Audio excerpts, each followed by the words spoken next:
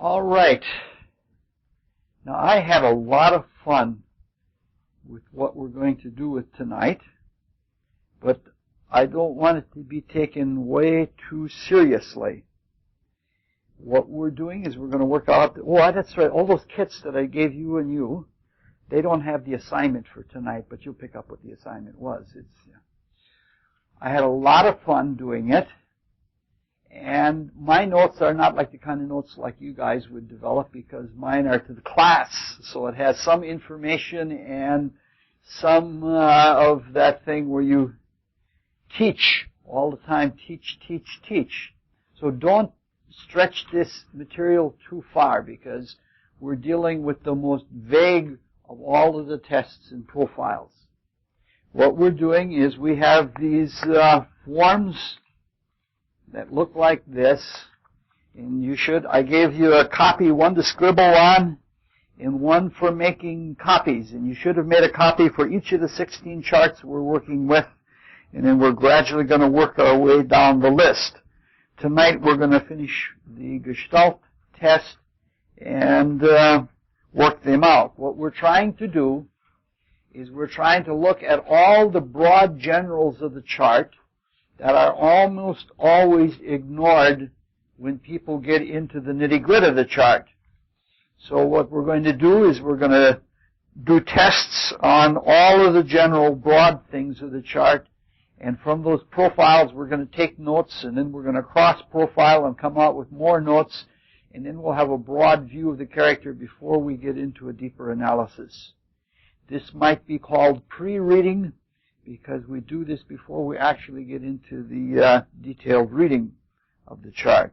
All right, now I didn't make one for all 16 charts, because I just can't afford to spend that much paper. If I did, like how many of us are here? There are a dozen of us here. I don't think I may have just barely enough sheets. If I do a dozen sheets for 16 charts, that's 180 some sheets of paper, and I'm a poor man. So this is an example. I did an example only of the Gould chart, and so everybody gets one copy of what that looks like, and then we'll begin to go to work. You probably want to spread out everything in front of yourself, charts and the profile sheet, the profile index, and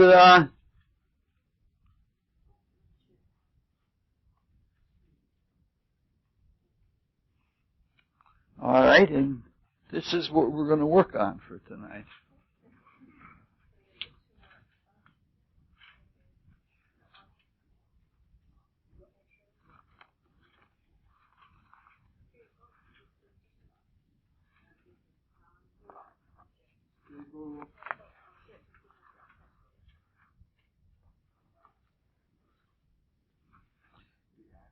No, the robber baron. He, Jay Gould actor may be related. Maybe fourth, what? Well, that's Elliot Gould, all right. He's not related. Right. Jay Gould is... No, there is somebody on the... All right, let's first look at the profile index. Robert Barron from 19th century? Yes. All right. Let's look at this sheet first, the individual sheet that I passed out. Let's look at it real simply. On the top, it says name Jay Gould, and we said that we're saying that's chart number 1. And the page number, I start out with JG2, because there's going to be like a dossier for each one of these people. JG1 is not done yet. JG1 is going to be the contents page that points to where everything is. All right? So when we look at the chart and we look at the profile, what I have written in there is that the Gestalt, if there is one in this chart, appears to be a vague sailboat. And then in the little conspectus notes, it says, an attempt to master a large sector of life driven by one mast to gain advantage. So that's like if you had this whole sheet completed, you just go down all the conspecti, and that would give you you'd look at that and you'd have a rough idea of what the broad character looked like. That's what the profile index is meant to do. All right, now let's look at the notes for Jay Gould, the expanded notes, which is, if you look at the page number, is JG10. Because between the profile index and the beginning of the notes, there are going to be a number of other sheets that we're going to be passing out over the next couple of years. That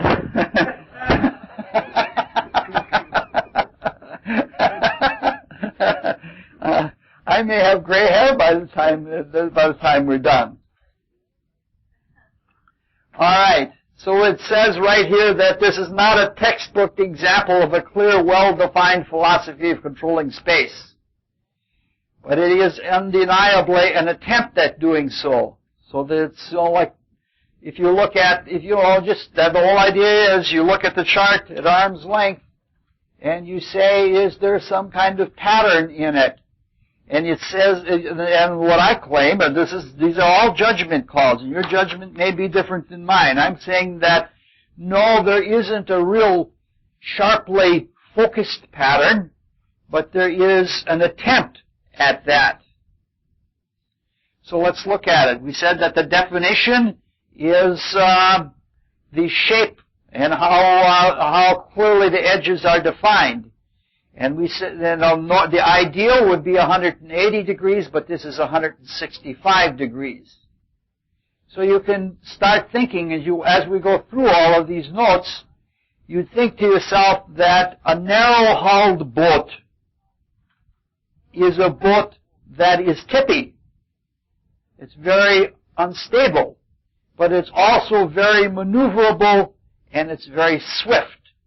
So like if this is indeed the type that he's trying to work with, that's an advantage to it. The Moon and Saturn are the mast planets or the hinge planets or the focal planets. They are the ones that give the advantage that drive that whole sailboat. Now we're saying that they're a bit vague also. And the reason that they're vague is because they don't even form a conjunction with each other. The Moon and Saturn are about 8 degrees apart, and that makes them a little too vague to be a really good common focus. It's sort of like a mast that's a little bit shredded. But then, looking a little bit more in detail, both planets, the Moon and Saturn, form a trine to Mercury. And Mercury in the ascendant, it's not in the heart of the hull of the boat, but it's a very important planet. It rules the ascendant, and it's in its own sign, and it's in the first house. And that trine, if it were an exact trine, would fit just about halfway in between the Moon and Saturn, and that sort of draws them together, and that makes it a little bit more tight.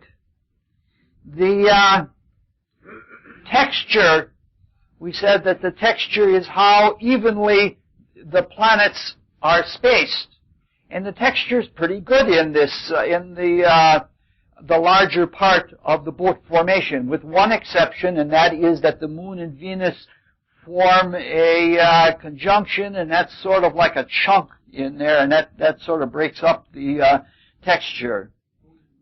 Jupiter and Venus, I'm sorry, in Cancer. I'm looking at the Cancer part. The edges, in this case, the leading edge is Neptune in Aquarius, because anything that would be going around the zodiac would come to Neptune first, and then to Uranus, and then to Pluto, and then to Mars, and then, so the leading edge is Neptune, and the trailing edge is Venus. Now, normally, what one looks for when there is a bowl or a sailboat you look for the edge planets to form an opposition with each other, because that's what gives you that perfect hull. That's a semicircle. And if there's an opposition between them, that opposition forms a tension. And that tension holds that whole area together in a really stabilized way. But if we look, there's a special case here with the edge planets, and that is that the Saturn squares the Neptune and the Moon squares Venus, and so that is something in effect like a tension holding everything together. The Saturn gives the whole tone quality to the masked planets, which give the advantage. And Saturn is in Libra, which indicates some kind of balance. And Saturn itself indicates precision, and that also indicates maneuverability. So if you were to state this whole gestalt in one word, the word I would most likely choose is maneuverability. And the fact that the mast, which gives the mechanical advantage to the motion of the whole sailboat, is in the 5th house. He was almost like addicted to speculation in the stock market. And that shows that this is really an accurate chart for him, in that even in the broadest sense, you can see that the whole driving force that propels his whole attitude towards space is speculation. All right, we're going along nice and fast. We might be out of here by 8 o'clock.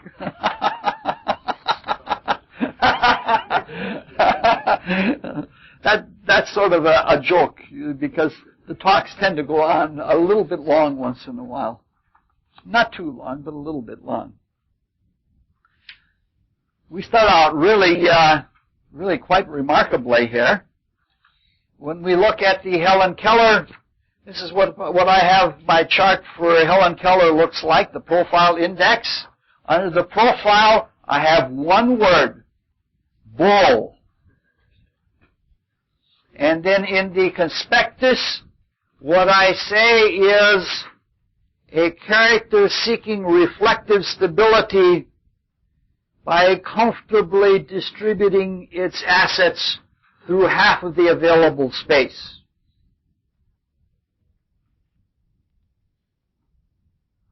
We'll go in a little bit. We'll see why it is a more reflective. The available materials, the planets. All right. First little paragraph here of notes.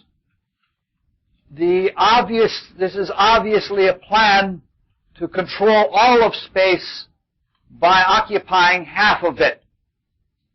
And when you have half of it occupied, the part that is occupied reflects to the other half. This is clearly an undeniable pattern of consciousness. And it does look like she wants to work things over and over again, whether or not there is progress. Remember, we said that the bull is something like a rocking chair. It goes back and forth, and it never gets anywhere. Just like a hobby horse. Then the final sentence in that first paragraph, when looking at it, one gets the feeling of reflection and comprehension more than of protection and conservation. If the bull were at the top of the chart, it would indicate something like a tent or something like that was trying to protect or trying to conserve. But when the bull is tilted on its side, it's sort of like looking into a mirror or something like that. The definition is okay, but it's not great. That's because there's a huge, big void that takes in all of Gemini, a little bit of Taurus, and a little bit of Cancer. And when you get to Cancer, there's a chunk there. So that's saying that there's one area of preference that causes the attention to be drawn away from spreading things out evenly through space. This is pretty common. You'd say this is not, it's an okay texture, but not a really good texture. It's very rare that you find a chart where a person for spatial philosophy sets aside all preferences and they choose to be born at a time where everything is perfectly evenly scattered. The edges, in this case, the leading edge is Pisces and the trailing edge is Aquarius. They do not form an opposition, which would give a much greater significance and add to the whole bowl, but they don't do that.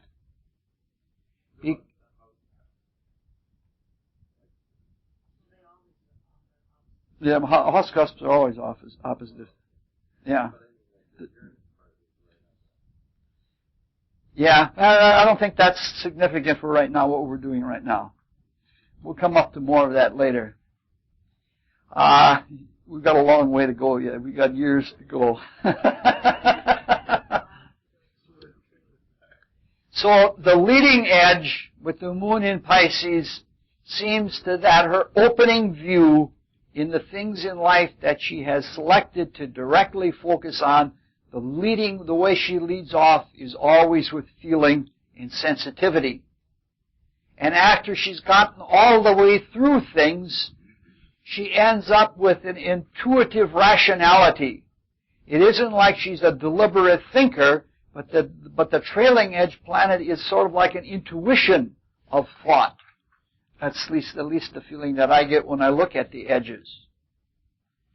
Often, if a bowl configuration or any area configuration, any area gestalt, if the edge planets aspect the heart of the bowl, which would be right halfway through the middle of it, that would enhance the strength of it all. And that does not happen because the heart of it is empty. Sort of like one of those terrible things that they do to apple trees now. They do what they call open center pruning. Trees normally want a leader right in the center, and they send them up that one stalk to be a leader, and the stronger that the leader is, the more that the branches come at right angles. So that if you look at something like a pine tree or a spruce tree especially, that leader goes straight up, and the side branches are exactly at right angles. But what they do now with apple trees is because they want them to be easier to pick, they break the leader away. They take the leader away and they'll just let things go out miscellaneously like that. It makes an easier tree for picking apples, but it isn't certainly to the advantage of the tree or to the coherent spatial orientation that the tree has. Okay, so this weakens the bowl a little bit, and we're going to have a lot more to say about it when we get to the cross-profiling aspects later on. Boy, we're just flying through these things. Does anybody have some examples of their own to offer for what they did? Oh, no kidding. Heidi is... Heidi is coming in later on. She's got to walk the dogs, and she'll surely have some examples for it.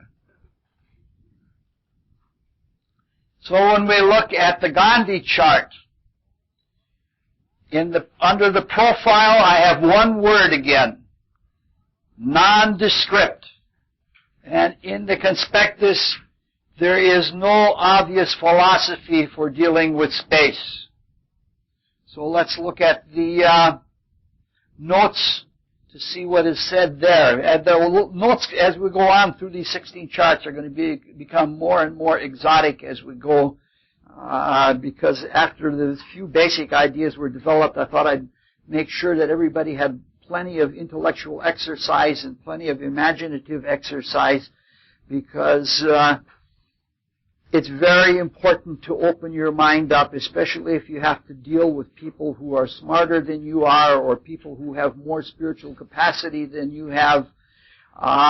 You have to figure out what they're trying to do, and the more things that you can open up, the better it is. And so I put quite a few things in here to provoke thought, and some of the ideas that are in these various notes are worth sitting down, at your desk and spending a few minutes thinking on them. All right, there is no well-defined cluster or textured area to indicate Gestalt consciousness. However, when you look at the chart, you get the feeling that there is something like a Gestalt, that there's some kind of pattern there. Because if you look on the east side, there's a cluster of Mercury, Venus, and Mars, and on the west side, there's a cluster of Jupiter and Pluto. So you get the feeling that there is something like that. And then off to the side of each one, off of the east side, when you look northward, you have on the wing, you have Saturn. And if you look on the west side, off of the wing, you have Neptune. And this looks very, very patterned. But then when you look at the three planets in the south, Sun, Moon, and Uranus, all the patterning breaks down. It becomes kind of like a miscellaneous scattering. Now the clusters east and west form a T-square aspect pattern. And an aspect pattern is not a Gestalt pattern, because aspect patterns emphasize the kinds of actions that a person takes in life and not how they treat positioning in life. Like spatial relationship has much more staticity about it. It's like where you're holding ground, like in a game of Go or in a game of chess or something like that. Just having something in a position gives you an advantage so you can control that space. So you can say that the person obviously chooses organized actions over organized positionings. He would probably not be a good Go player. And we're going to have a lot to say about this apparent pattern and the aspect pattern as we go on over the years and decades.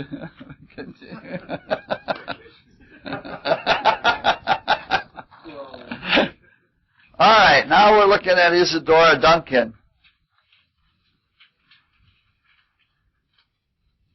Again, Isadora Duncan, for the profile, one word does it: nondescript.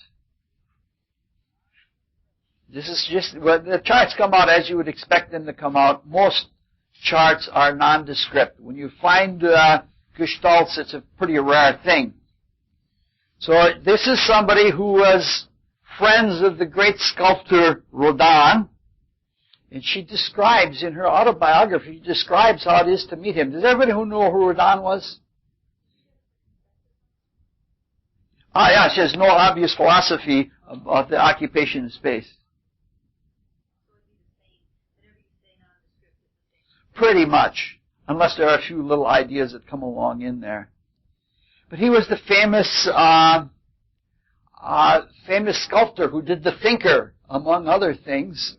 They had about 25 years ago at the Elvium, they had the pieces of, what was it called, The Gates of Hell. Oh, it was beautiful. Even, and they did a good job of lighting it there so that when you looked at it, you saw space and you could really see space. She describes her meeting with him. She goes to his studio to meet him because he had heard about her, because she was making this rave with all of these, with all of the students with her dances. And what he does is he backs her up against the wall and feels her up, basically, is what it is. He took his fingers and he worked every muscle and touched every part of her, just about every part of her body. And she was a young girl. She was still a virgin at that point, and she regretted all the rest of her life that she didn't give herself to him at that moment. But he just took her body, and he felt every part of her body because he wanted to feel what the form was like for a dancer like that. And that was sort of like the way we look at a horoscope to understand what's going on in the soul of someone. He went right to the body, and by touching and feeling, he said he kneaded her in some cases with his, with his knuckles like that to feel what her body was like. So she was friends with him, and she based a whole dance form on, she created her own dance form. You would expect a really cogent definition of space, but it isn't there. Now you can look at the horoscope as being sort of bullish. Not bullish, but bullish. I guess you want me to be, maybe you'll want me to abolish the bullish. I'm too bullish about not abolishing the bullish.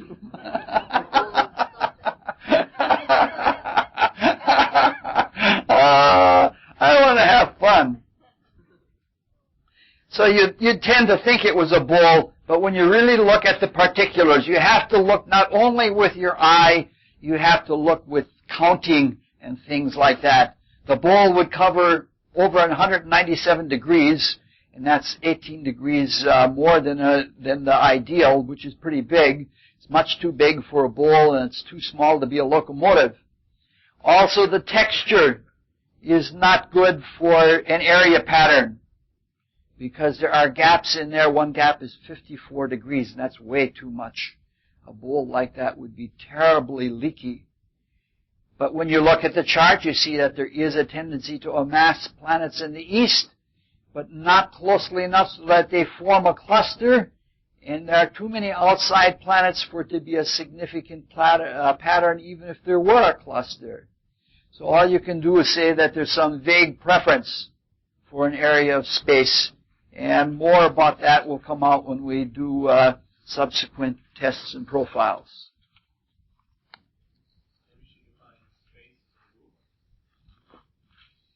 Yes, we'll come to that kind of thing later on when we get down to the activity tests. All right, Vincent van Gogh, or Van Gogh, I guess is probably the best way. On the profile index, under the profile column, 2 words, good bucket. This is an extremely well-defined, patterned approach to gain advantage and to accomplish a definite work. If you were to sum the whole thing up in one word, it would be utility. That's the advantage that you get when you have a cluster and a handle or a hinge or something like that. This may be in a whole lifetime or a whole career of looking at horoscopes, this may be one of the best examples of a gestalt that you'll find in your entire career. It's a textbook example of a hybrid, the bucket. The definition of the clustered part is excellent. All the planets are defined within 63 degrees of space. So all the planets are in that bundle part are within a sextile. So there is one area that he is directly concentrating on, and he's trying to excel and accomplish in it. When we look at the handle planets or the hinge planets, their definition is excellent. They're in a 4-degree conjunction. It's a moderately strong conjunction. The planets are in the 6th house. So that reinforces the notion of utility, and the bucket itself, the key word for the bucket itself is utility. Now the moon often does not have a nature of its own. Usually the only time the moon has much of a nature of its own is when it is full, opposite the sun. But the moon then reflects planets that it's with, and when it's in a conjunction, like that naked conjunction with Jupiter, that sort of redoubles the power of Jupiter. And the fact that they're both in Sagittarius, which is ruled by Jupiter, it makes it even more Jupiterian. So you get the thing that swings the bucket, or the hinge that the bucket turns on, is a Jupiterian type of quality. And that is expansion or magnification, and as we obviously know, abstraction. We're talking about the conjunction. We're talking about the 2 planets out on the handle there. Now, texture is not usually important in a bundle or a bucket, but in this case, it's so tight that the texture has to be good. There's one little sub-bundle in there. Mars and Venus are conjoined together, And there's one 14-degree gap, which is a little bit alarming, since the standard spacing for a 63-degree bundle of planets would be 7.5 degrees. But they're not really drastic. Edges are usually not important in any of the chunk style or bucket style gestalts. But in this case, Neptune is the leading edge planet and Saturn is the trailing edge planet, and they form a sextile. And any time that there's an aspect between edge planets, that's sort of like cowboys at the edge of a herd. The herd is not going to be able to get away. When they're aspected, it's like they're talking to each other or singing to each other, and they got the herd in hand. And you get that kind of a feeling then from the hinge planets when they're in a aspect. This is sort of the thing is that the I've got to turn the page here. The Neptune in Pisces in the 9th house is like very heavy spiritual inspiration, and the Saturn in Taurus in the 11th house is very, very dark, almost depressive in its consolidation efforts. So it's something that starts with an inspiration and that it ends with a utopian consolidation. However, it indicates that if he gets too carried away in that bundle part, by the time you get down to Saturn, there's a dark, heavy depression. And it just so happens, this is a paraphrase, it isn't an exact quote from Hermann Hesse. It's from the novel Narcissus and Goldman. And Goldman says something about how after he has completed an artistic work, he's a sculptor. Every time he completes an artistic work, he feels empty. That's the way it always is, like when you give yourself to something and it's all over, you feel empty.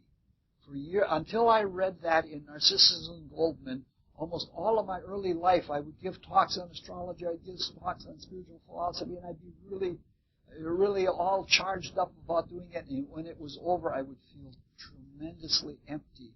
And I thought it was just me. And then when I understood that from Hermann Hesse, I understood that that's a general principle. And that's very important. Because when you have finished, when the action is over, there's always a quiescent period. When cells divide, in the division part, there's all kinds of activity going on. But when the division is done, they're both quiescent for a while. And in that quiescent period is when all of the genius work is done for the next creative cycle. When the war is over, in the way the truces are signed at the end of the war determines how things are going to go. Because they made the treaties very poorly at the end of the First World War, they ensured the Second World War. What's his name? Winston Churchill was really onto this. And he had us reliberate. He wanted to go through and reliberate Bulgaria and Greece and everything else. He says, because if we let that soft underbelly of Europe go over to Russia, we're going to have trouble for decades ahead. And he was right.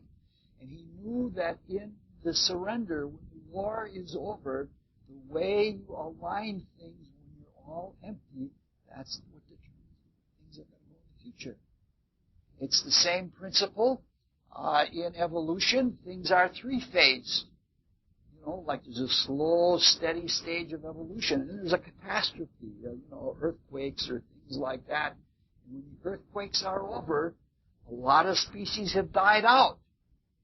But in the quiet period is when the new mutations or when the new directions of evolution are formed in that quiescent period. And so at the end of the period of activity, that trailing edge Saturn indicates that the depression that he has is like his sort of incubating the next inspiration when things come around to begin at the leading edge.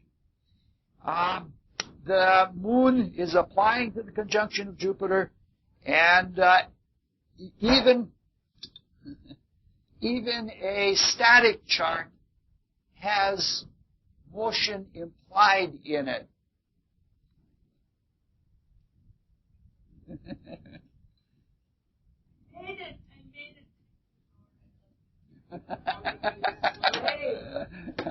Cast myself down, point towards Mecca, and I will lie there.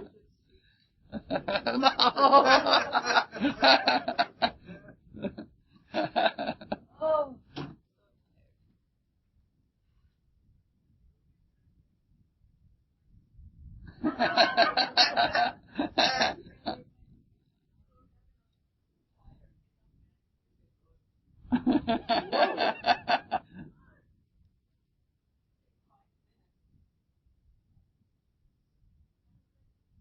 To fall or something? Flop on your bike?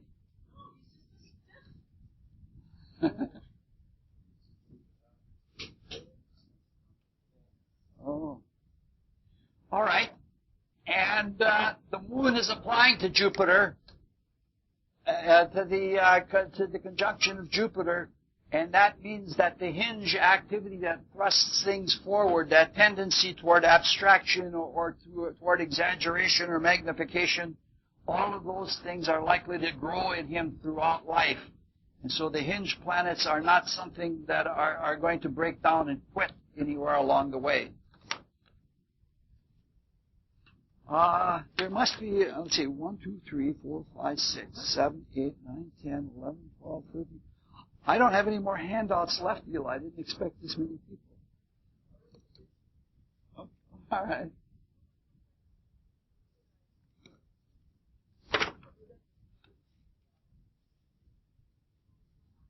Hey, Bob.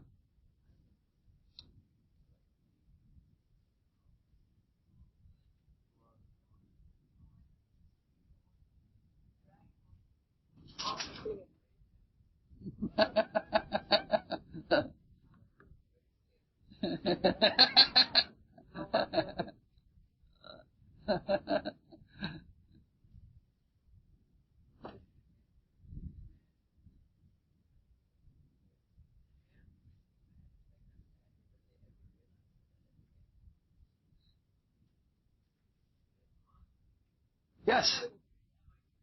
Yes. All right. Looking at the Eleanor Roosevelt chart.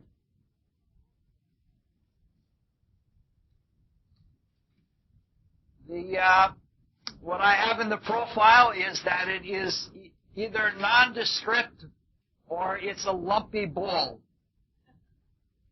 And you do it all by feel. You do it all by feel. We'll come to it in a little bit. All right, so there is some kind of a vague attempt at a comprehensive sweep through life, but there are too many specific concentrations for her to be successful in trying to do that kind of an even sweep.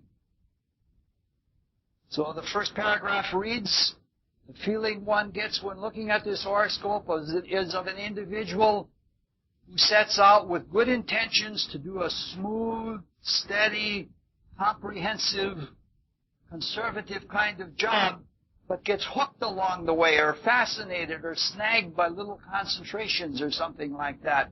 And that, in the broad, describes her life very well. She sets out to do these big things, and all the little things get her caught up. So the feel that I get is that this is like a bowl of oatmeal that was made quickly, and then you have those little dry lumps in there, and the dry lumps are concentrations that are hard to dissolve and digest.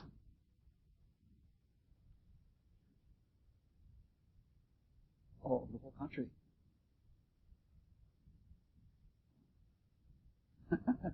All right.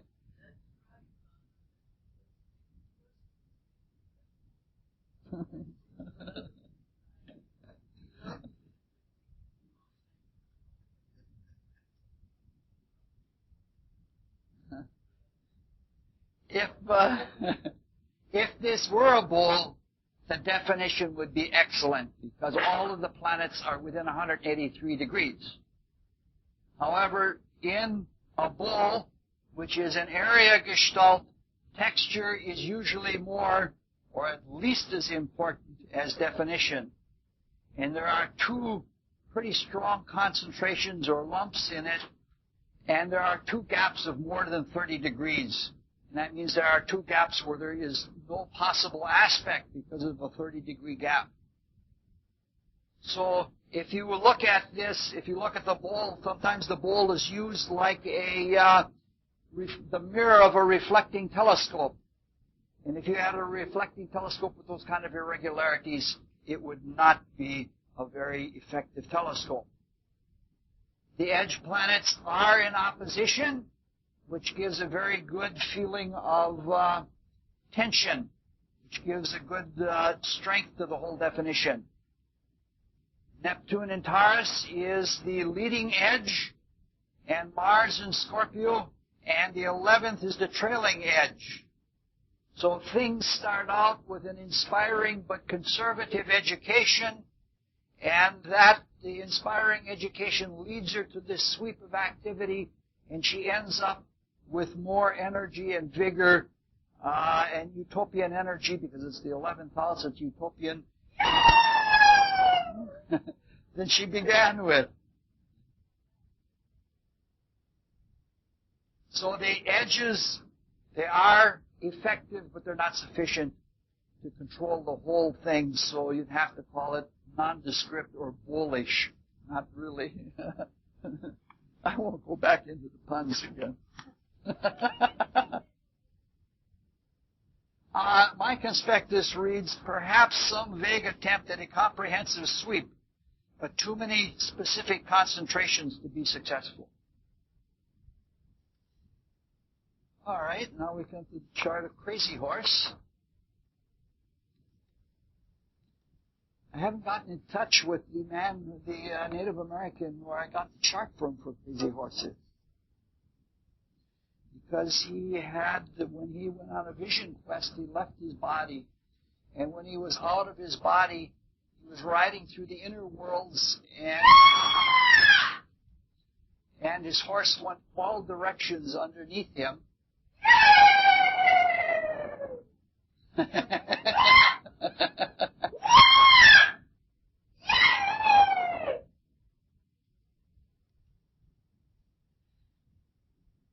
All right. The profile that I have here, this is again primarily nondescript. And if it is anything, it is something like a jerky locomotive. And one area of life is abandoned to cover a greater area better. But that greater area is not covered evenly enough to be successful at it. So, all right, let's look at the first paragraph of the notes. With the benefit of the after the fact perspective, one is tempted to say that this is a locomotive and that it is an attempt to surround an area of weakness with a big mass of strength, in the same way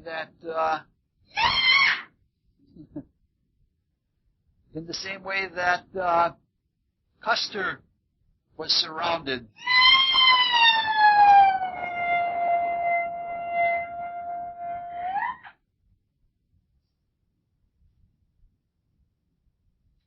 There is a trine between the leading edge, which is Jupiter, Scorpio in the 4th house, and the trailing edge, which is the moon, which is in Cancer in the 11th house.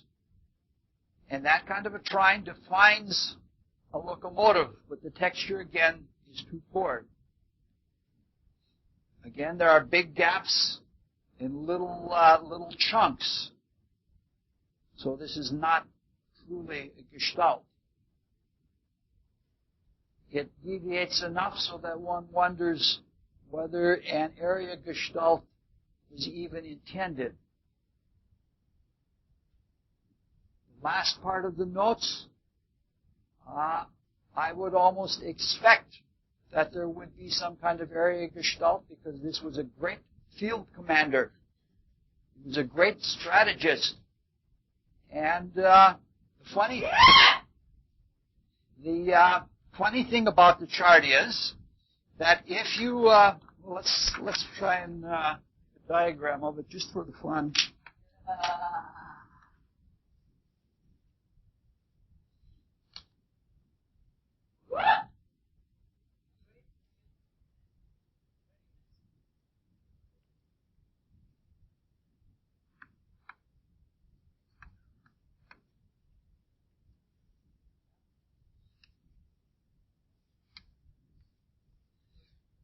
Now, the way the horoscope is defined, this is south.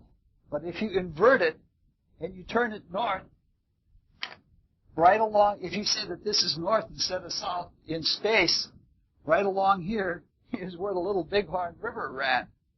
And in this area, up in here, at the Battle of Little Bighorn, is where the greatest concentration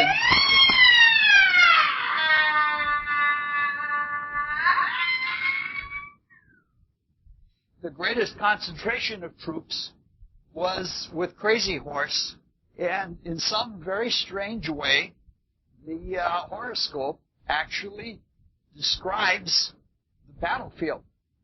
I looked it up after I had made the notes, and it's a strange sort of thing.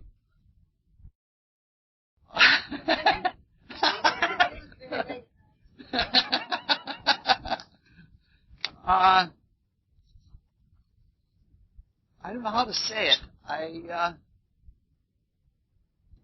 It's a combination between concentrating on something very hard and keeping a few salient facts in mind, and then leaving yourself open, and then things suggest themselves to you.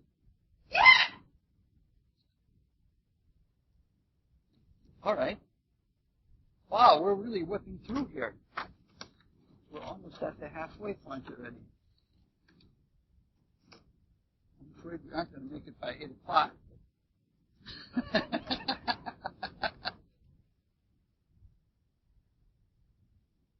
All right. When we look at the chart of Louisa May Alcott, in the profile column, it is again nondescript. But if you want to stretch your imagination, you can say it's like a tilted boat. It's sort of like an unbalanced, it's an unbalanced area of planets that something is trying to control. So the notes say it's difficult to consider this a hybrid gestalt because all of the principal characteristics of a gestalt are stretched a little too much to suggest a coherent pattern. It's like the first one we looked at that we thought was a sailboat, the Jay Gould. It's about 12 degrees shy of an exact 180 degrees for the planets. In this case, there are no chunks, but there is again one void of 34 degrees. And I think any time you get a void of over 30 degrees, that's enough to sink any ship. There is no aspect between the edge planets. The potential mass planet is Saturn.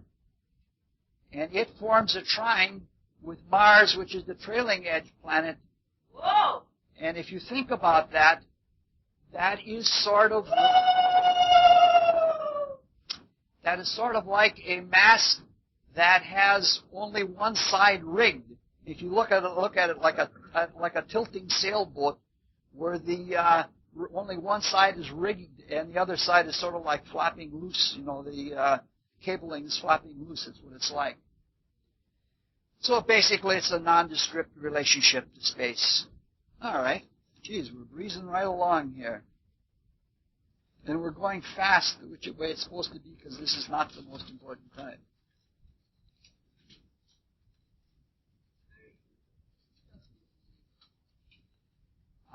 For Yukio Mishima,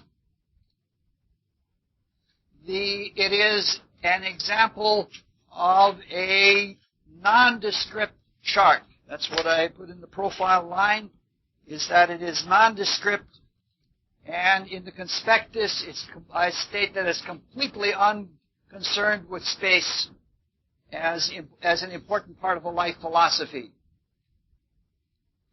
Now, I pressed myself pretty hard to try to find as many things as I could in all of these charts, and I couldn't find anything that even resembled a cluster of any kind. There's no special clustering, there's no even texture in an area, and there are no pseudo edges or anything like that. So I did some other kind of thinking, and the notes run a little wild. This is somebody that is extremely brilliant, and he's very cogent in his thought. His writing style is absolutely beautiful. And he had committed this very dramatic suicide.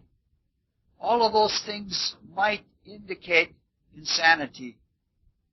So when I follow that line of thought, I think, is there some relationship between the fact that there's no coherent relationship to space and the general coherence of the personality?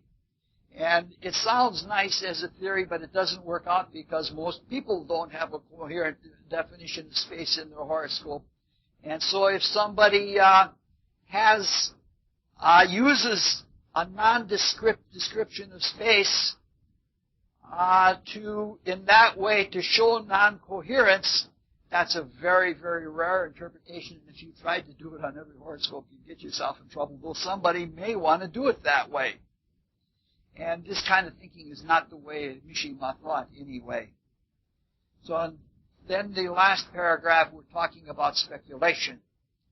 Because a lot of this is speculation. And some people absolutely abhor speculation. But speculation is important. Because if you don't know somebody, and they're somebody from a different culture, or if they have a totally different kind of character than you have, in order to open yourself to different kinds of consciousness, speculation is exceedingly helpful. And when you speculate, you'll come up with potential interpretations. Potentially you'll find meanings, but then you have to test them. And you test them with your reason, you test them with your intuition, and you form some kind of judgment to determine whether the speculation is a tool. It's not the end. You don't fall in love with the ends of the speculation that you have come to. All right, moving on to the chart of Ethel Barrymore.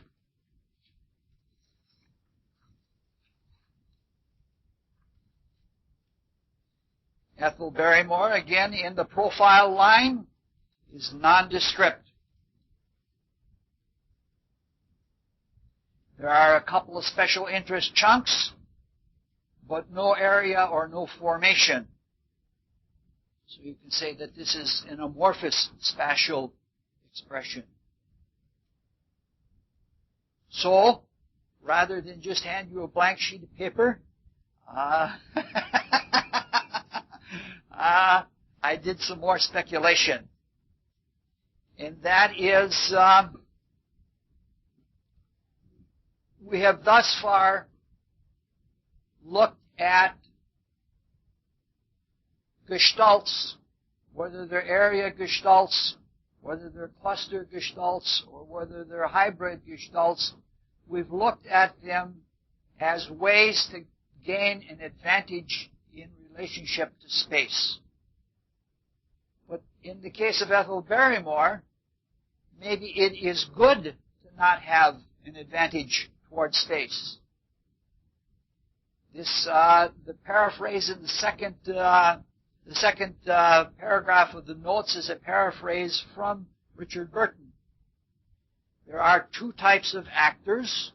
One kind of actor tries to take over the role and master it and make it in his own image.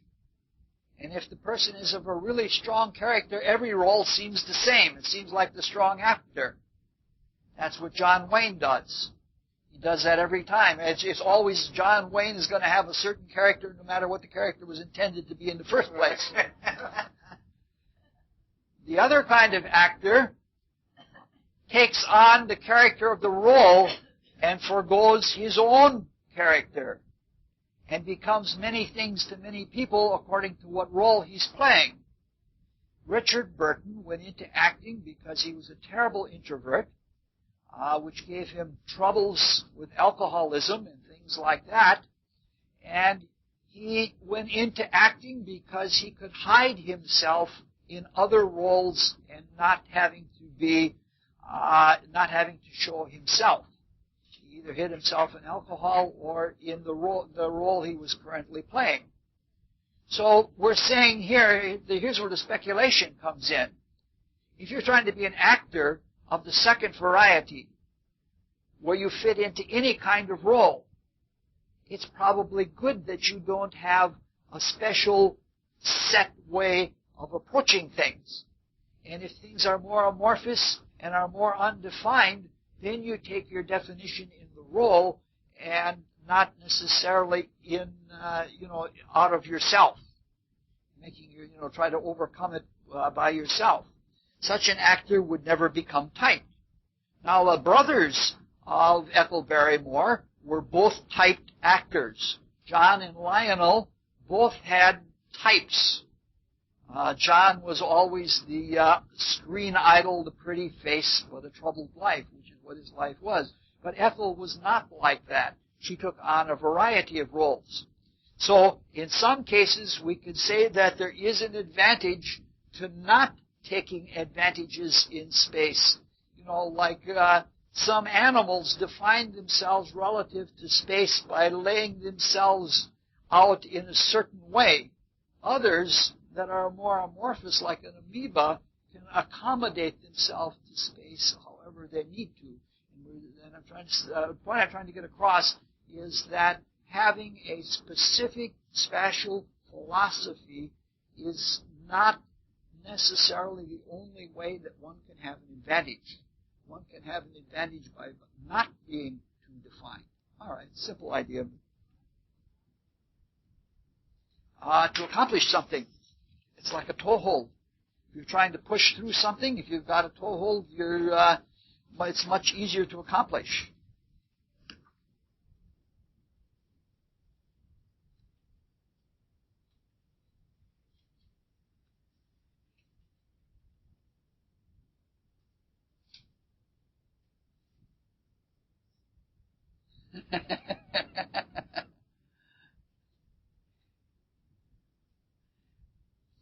Think about it like the bed.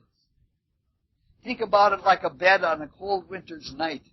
You grab a corner of the blankets and you're never going to be cold all night.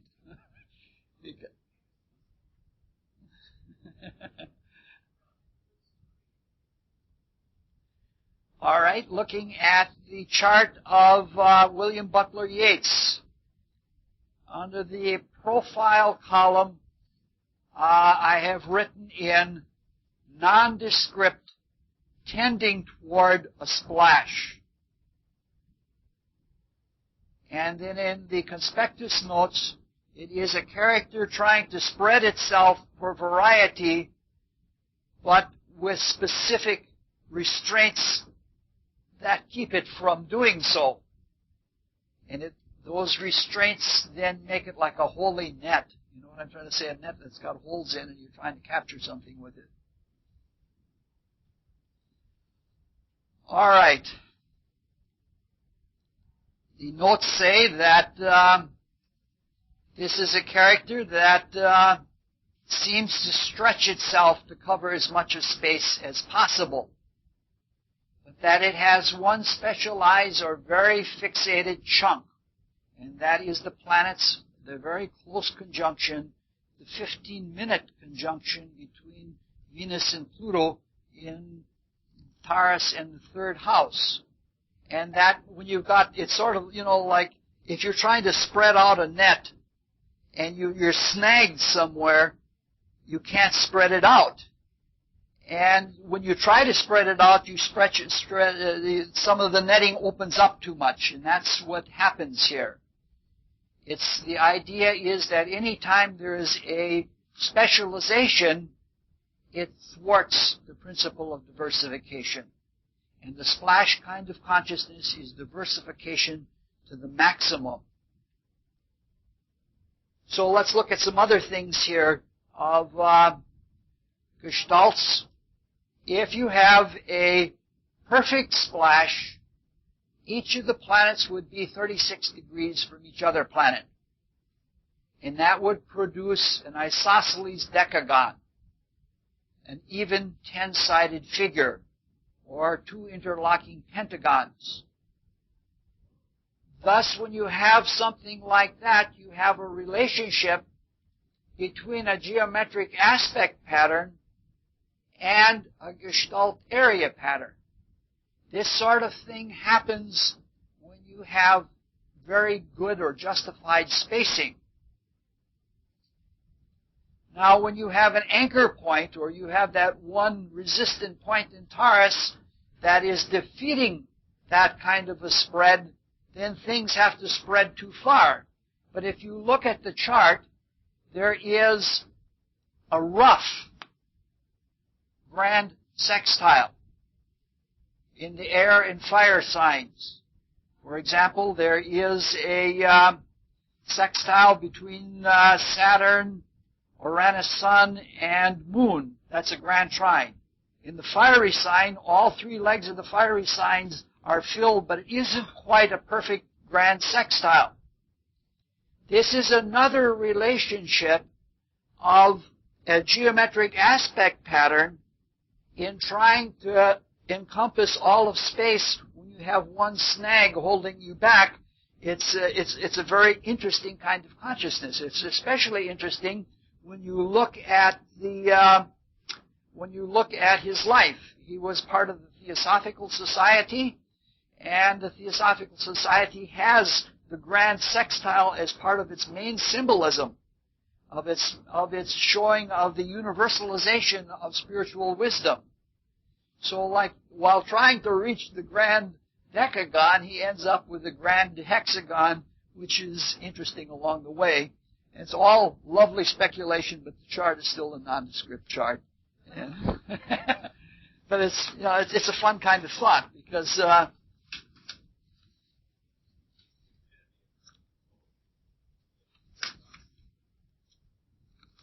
all right, looking at the Shirley MacLaine chart.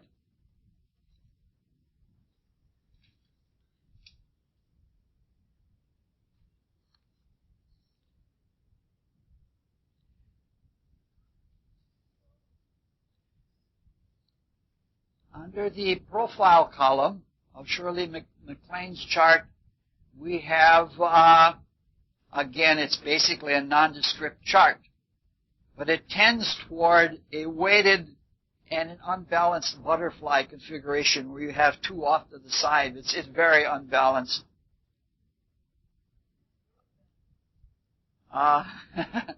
So in the conspectus, it says no special relationship toward space, but perhaps a flapping response toward movements in space.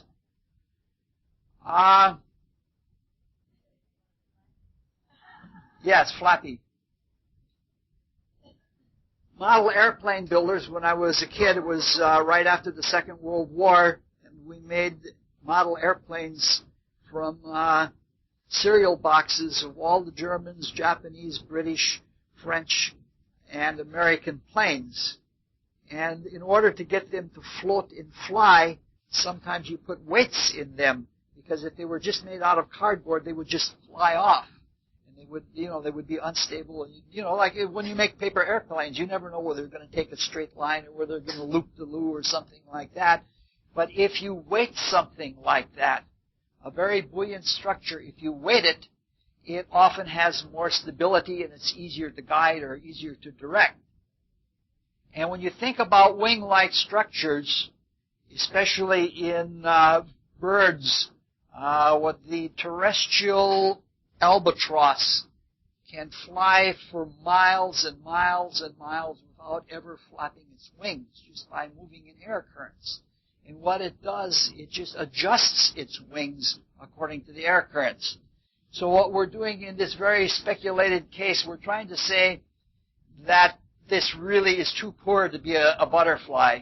But the way we're looking at it is sort of like this. These are the wings of the butterfly, and the head of the butterfly would be in the opening where the ninth house is. It's, the texture is not there, but there are weighted areas. One side is way too big than the other side. And the only reason I bring all of this up is to open, so that you can open your mind to looking at different ideas and getting a feel of different kinds of things. It would be nice to think that Shirley MacLaine was a butterfly, was trying to be a butterfly, and that she's currently a little bit unbalanced and weighted to do it. But the principle may be in use there.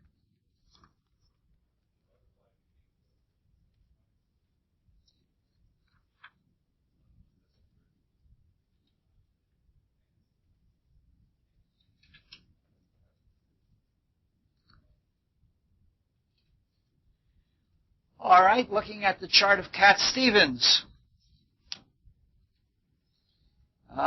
And under the profile column, it's, again, nondescript. Almost all charts you're going to run into are nondescript. And what we're saying is that there is no noticeable spatial or symbolic gestalt. Again, one-third of the horoscopes has no planets in it.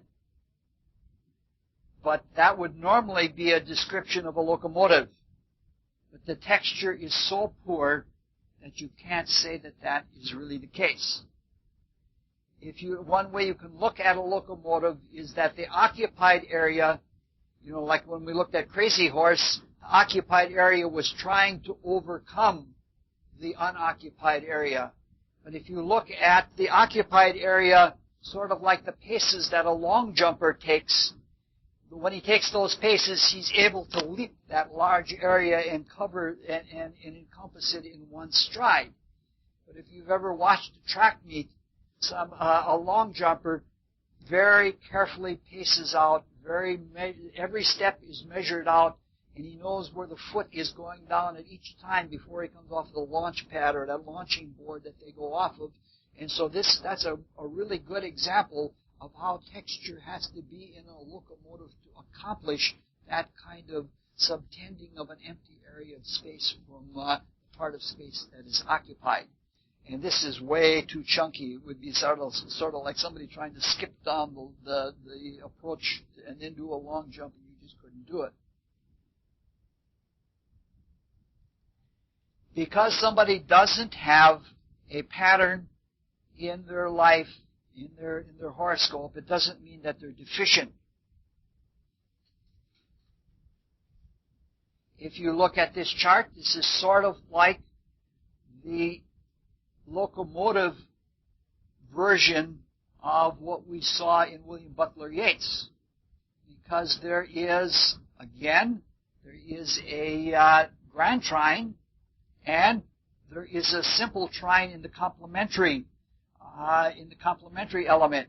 So you have 5 points of a 6-pointed star. I don't know what that means. I don't think it is significant in Cat Stevens' life, but those are things that are worth looking at.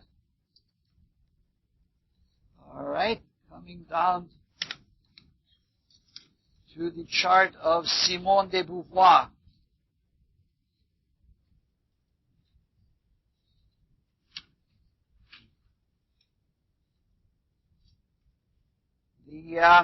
In the profile column, I have written down nondescript. Under the conspectus,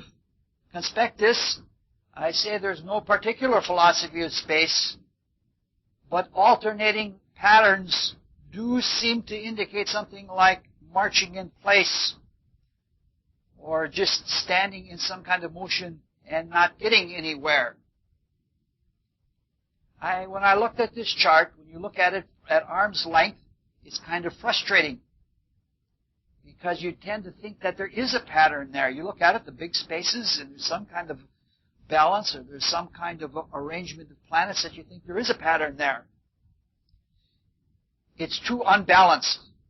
One sector is much bigger than the other, and the small sector is too big to be a hinge or a pivot or something like that. And there is no good texture anywhere. And like if you take the outside planets, Pluto, Jupiter, and Venus, those are just singletons, and they are not in chunks. So you couldn't really say that this is a chunk style gestalt. But it looks like a pattern nonetheless.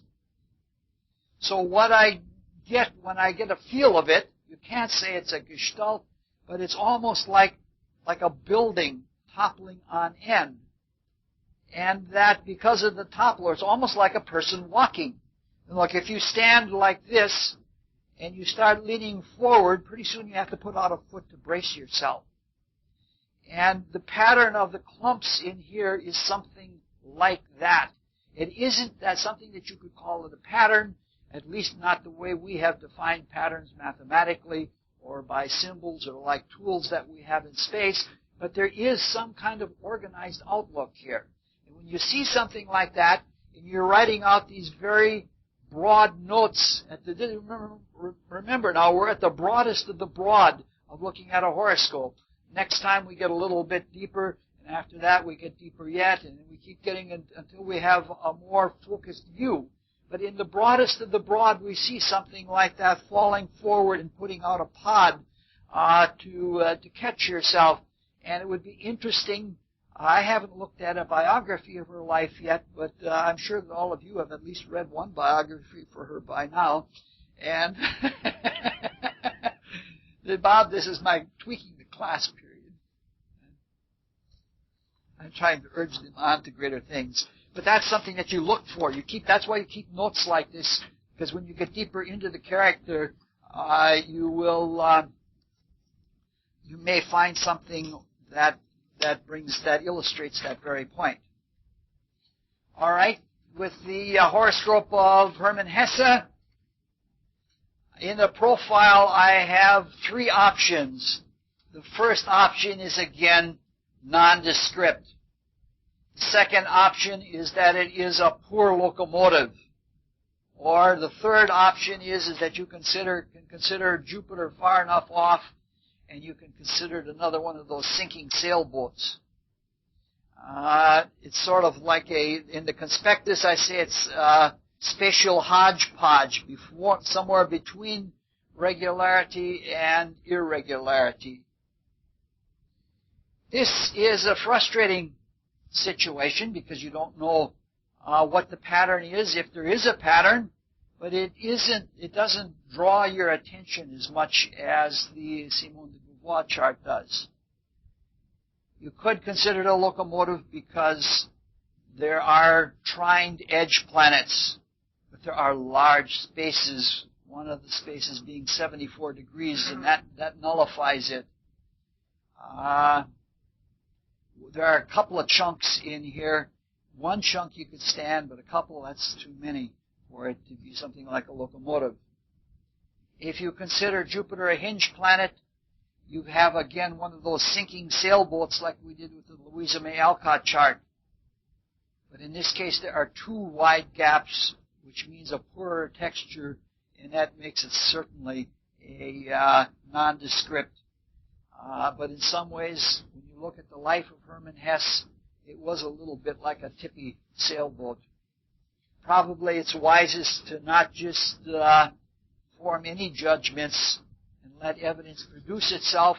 We've got these things in mind now, and when we come back to things later on and we cross-profile, we'll be able to see whether there are any connections or not. In any case, if there is going to be a tipping sailboat or something like that, Jupiter would be the planet on which everything hinges. It would be the pivot. But that makes things very difficult because Jupiter is the ruler of the ascendant, and it's in the ascendant, and it's going to be very important anyway. And so you would then have to find some characteristic in life that indicated that Jupiter was acting as a hinge and not just as a very strong planet. There would have to be some kind of action of that nature. So we just...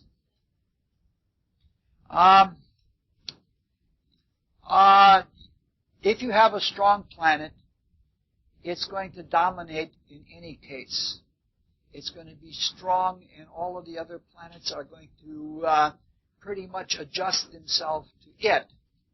But if you have a hinge planet or a massed planet, it's not only a strong planet, but it has a mechanical advantage that forces things to rotate on that anchored spot. And you'd have to find there would have to be some kind of life circumstance that indicated that kind of thing. All right, the last chart. Wow, we really raced through these. I hope you spend more time looking at the notes and thinking about them, because this is, we're going way too fast for this. But,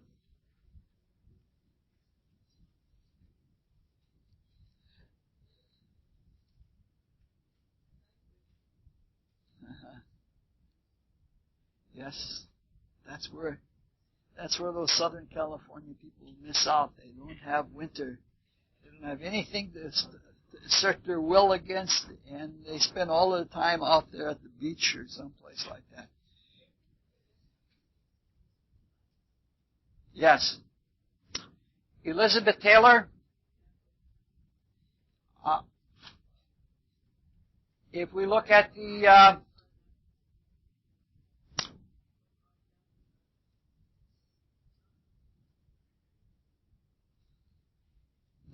chart of Elizabeth Taylor is very clearly nondescript. And there is, I'll give you what I say in the conspectus, but you probably won't like it because I use funky words. There is no apparent, no apparent tendentious approach to space is what I say.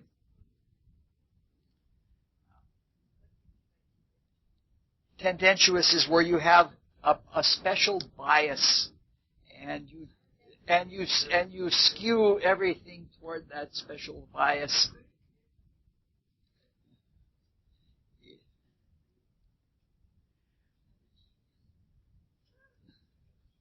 All right. This is probably the most nondescript of all our horoscopes, so I had to find something to speculate on in it. Well, you just can't say nondescript and dismiss somebody, because in every chart, no matter how you're looking at it, with any kind of tester, profiler, looking at any aspect, you can always find something meaningful or something to think about it. It is, after all, the expression of a God, and it is a statement of the universe. And every moment in life is meaningful. It's just, yeah?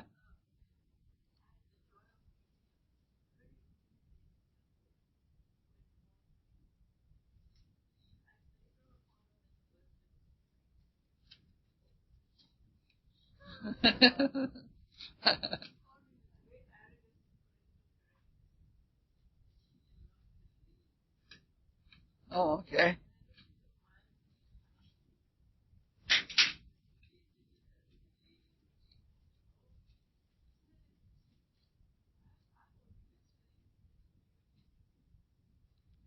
Okay. What I came up with looking at the Elizabeth Taylor chart is it's a sort of a miscellany of all the spatial concepts that we've had.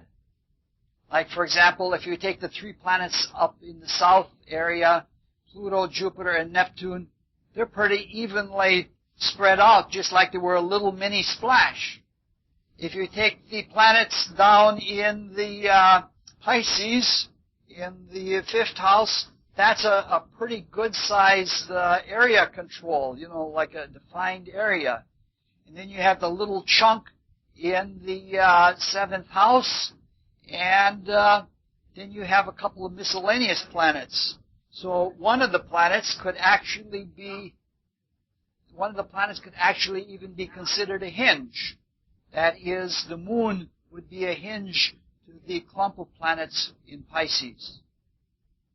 So the notion of have you ever seen a sample? You know what a sampler is? In Persia, where they make rugs.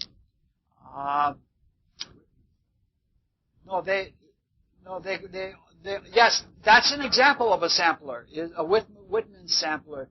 But in Persia, where they make rugs, each family has their own hereditary patterns that they weave into rugs. But every now and then, members from various families will get together and they will make a sampler, which shows, and that sampler can then be sent out for distribution, showing all the different patterns. And if you want one of those patterns, you go back with an order, and they'll make a whole rug with that pattern. So it's nice to think about things like that. But even though Elizabeth Taylor sampled 7 husbands and 8 marriages, I don't know that it's fair to look at her chart as being some kind of Whitman sampler.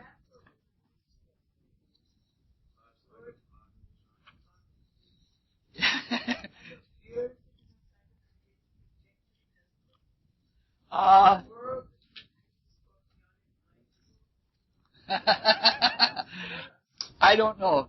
So, all right. Next time what we'll do will be all discussion next time.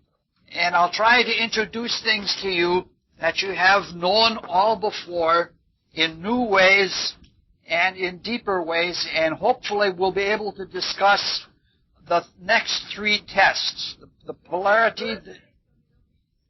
No. The polarity...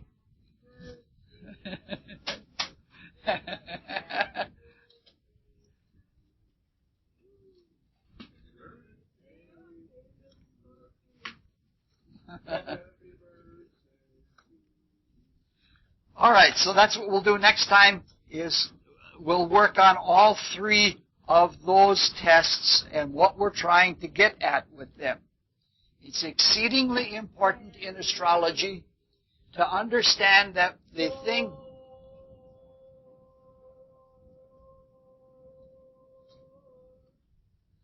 that the astrological things point to realities in the individual. And what we're going to have to do is try to get at, in the individual, what those things are that the test is pointing to. And that's what we'll do next time with the next 3 tests. You're my hero!